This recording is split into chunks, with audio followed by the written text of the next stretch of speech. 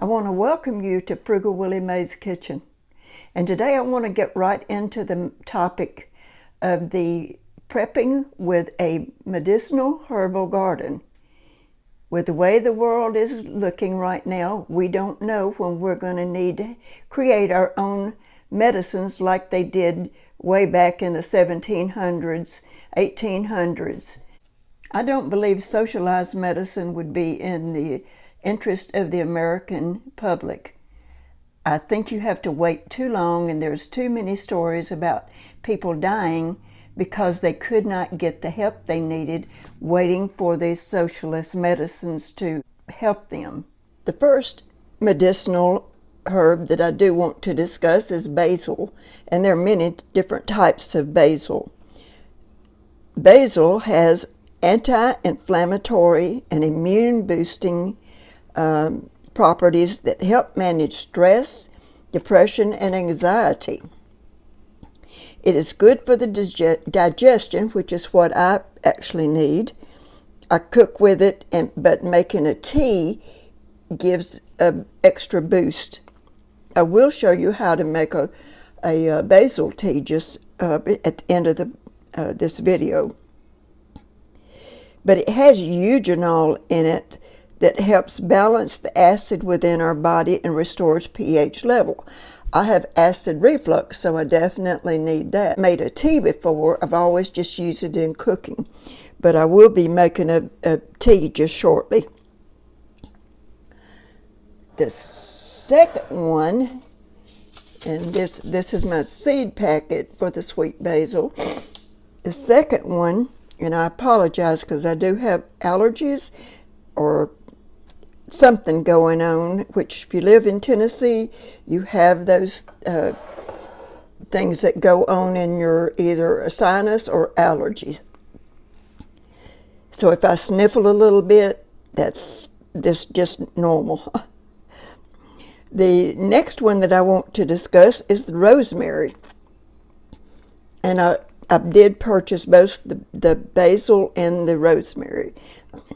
But the rosemary not only tastes good in the food, but it has antioxidants which may suppress allergic symptoms and nasal congestion. So I'm going to be eating quite a bit of rosemary. I do eat a lot of the dried rosemary, but I'm going to also eat the fresh herb that I do want to discuss is the sage. And I've grown this before. I've grown this one right here, and I dried them, and I did powder them up, and they worked really, really good. And this is a different type of sage, because a lot of times there's different types of herbs, even though they share the same name. But the sage can improve the brain function. Some of the research I show says it can help in some cases of Alzheimer's. I don't think they have a complete study as yet, but it does, just in normal people without Alzheimer's, it may improve the brain function and memory. In the old days, sage had a reputation for being a healing herb. The next one that I do want to address is the oregano. And I love oregano in Italian type foods. I think it's just fantastic as far as the flavor. Oregano is very high in antioxidants. Just 1 teaspoon of dried oregano can give us around 8% of the daily vitamin K that we need. It fights bacteria and may reduce the inflammation and may help prevent cell damage caused by free radicals. It definitely would improve our health if we do incorporate that in our herb garden. We don't know what's going to happen down the road. We live in a crazy world, and I'm hoping that we don't go to socialized medicine. I'm hoping that we'll always have doctors that are very smart, very caring, and want to help heal us. But I don't know that. I've been told by some doctors that the new doctors coming out are being trained differently. And I've seen where there's some medical students that are complaining that the professors are too new doctors coming out to learn, but they're saying the tests are just too hard.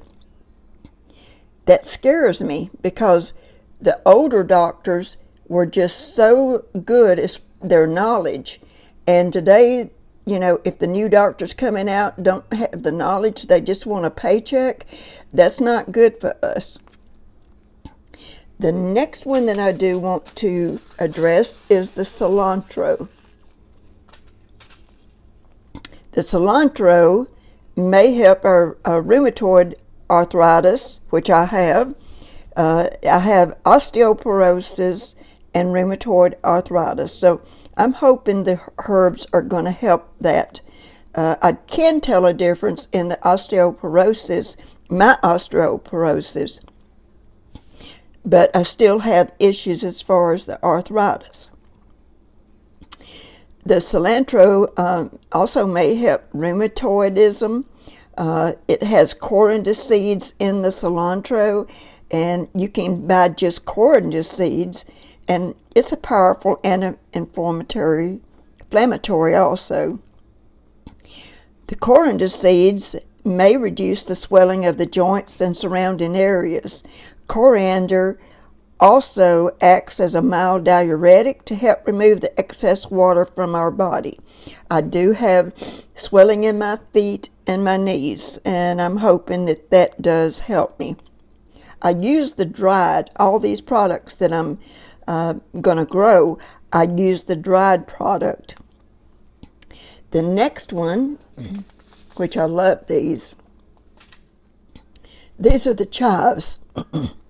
And the chives are shown to maybe improve our memory functions. They're part of the alum family, like onions, garlic, etc. And they could help prevent or fight cancer. They're packed with vitamin K and actually give us 5% of the daily vitamin K that we need.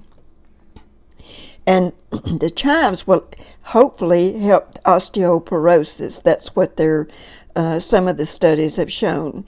It does contain choline and folate.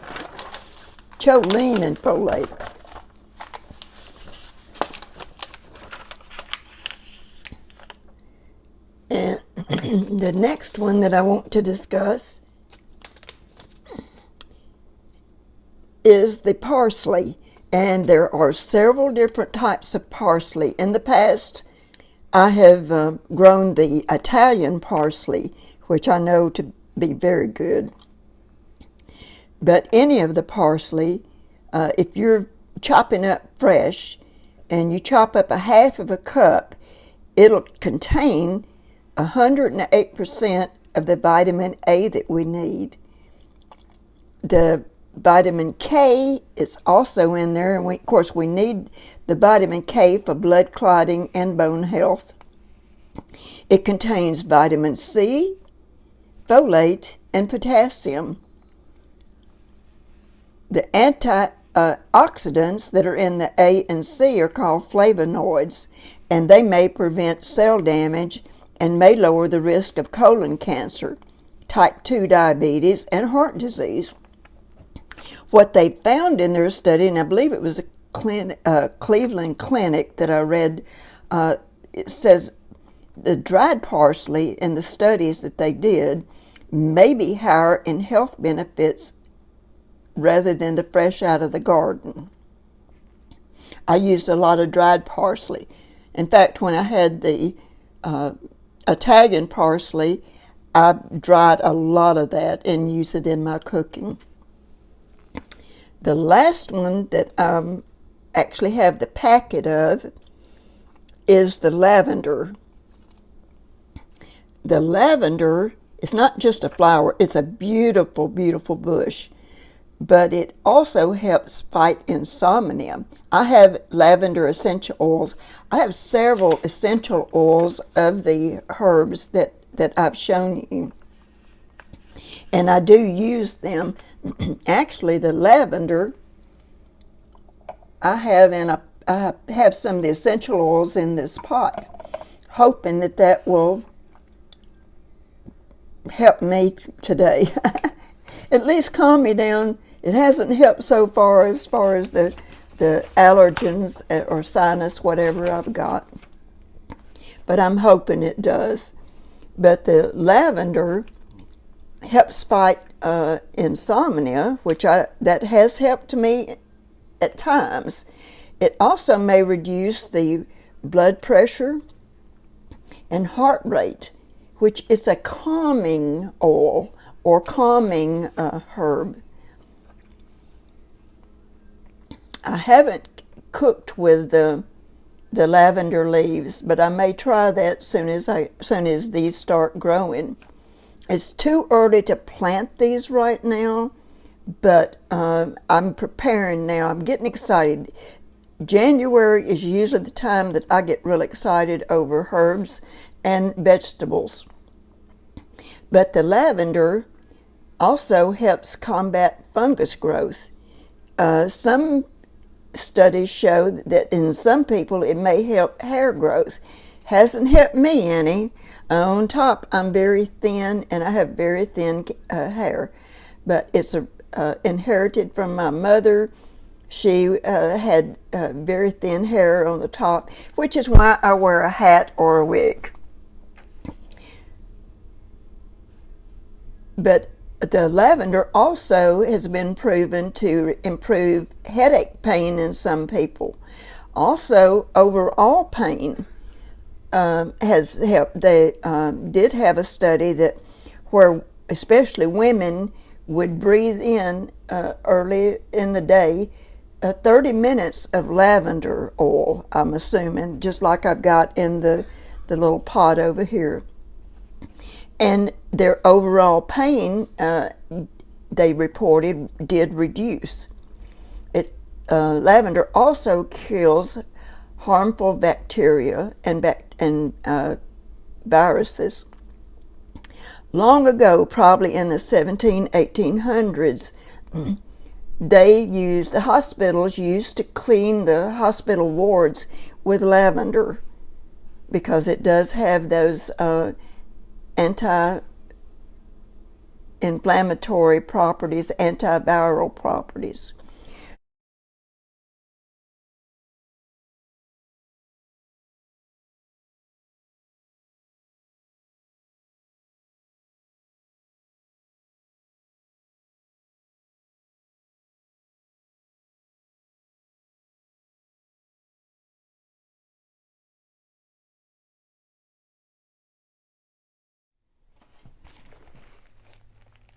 I do hope you've enjoyed the video today. I do have my seed starting greenhouse kit. It'll hold 72 cells, so I'll be able to plant quite a bit. I hope this enthuses you to start your medicinal herb garden, and I hope that you have a good rest of the day.